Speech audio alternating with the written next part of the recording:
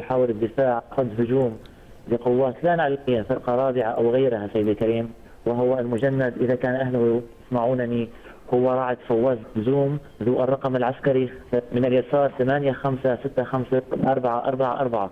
سيدي الكريم إذا سمحت لي أقرأ لك نص الرسالة، هي قصيرة لا أطول عليك. يعني سيد عبد الله، دعني فقط أسأل الأسئلة المفترضة يعني عن حجم الانتشار العسكري والأمني في درعا.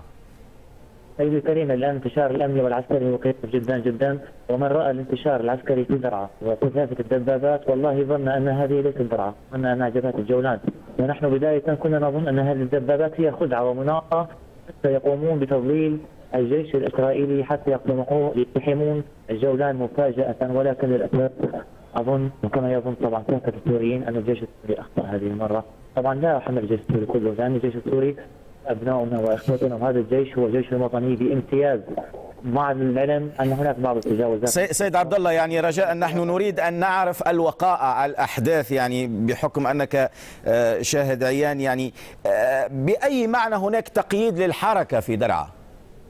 سيدي الكريم في درعا لا تستطيع في بعض مناطق، أنا أسمي لك إياها بالاسم حتى لا يقوم بالتكذيب إذا كان هناك ضيف من دمشق لا أعلم أو من أي مكان آخر. سيدي الكريم هناك الشوارع المؤدية إلى حي الأبازيد، إلى طريق الأردن القديم، إلى حي البحار هكذا يسمى أو حي الشهداء حاليا، في منطقة درعا المحطة لا يمكنك السير على قدميك أبدا أبدا أبدا، لأن قناص لك بالمفرد. هناك قناص يعتري أو مجموعة قناصين مسجد بلال الحبشي ومسجد أو المنصور في درعا البلد حي البحار، وهناك مسجد الشيخ عبد العزيز الزيد يعتريه بعض القناصة وإخراج الاتصالات وبعض المباني التالية ومنها المدارس طبعا وبعض الفروع الأمنية القريبة من منطقة درعا البلد.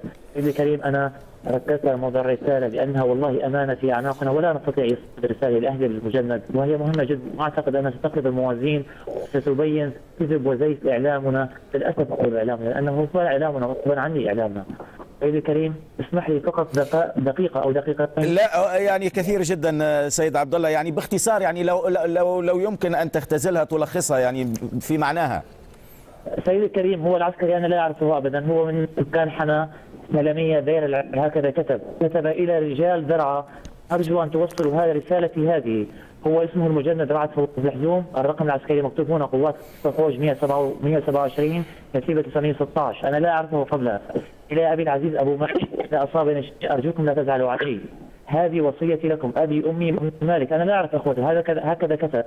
هذه وصيتي، مالك أخي أرجوك خليك رجال ثقيل، أنت وأخوي مهيب، ديروا بالكم على أمي وأبوي وعلى حالكم، رضاك يا أمي، أرجو من رجال درعا يوصلوا المكتوب لأهلي. رعد فواز الحزوم، يابا أنا ابنك رعد، هكذا كتب بلهجته، أنا لا أعرفه قبل سيدي. طيب سيد عبد الله، أريد أن أعرف يعني كيف يتدبر سكان درعا أمورهم في ضوء انقطاع كل الإمدادات بالنسبة للمياه والكهرباء؟